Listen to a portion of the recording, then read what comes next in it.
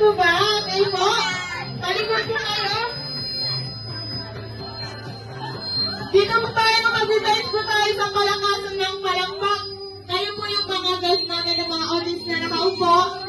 So, sino po yung pinakamaganda sa kanila? Palakpakan niyo ba sila? Si contestant number 1, harap kayo sa kanila. Contestant number 1, si ma'am. Kayo ma'am. Palakpakan mo.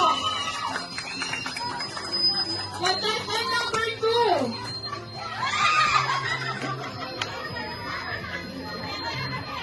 Contestant number 3. Contestant number 4. Yes, contestant number 5.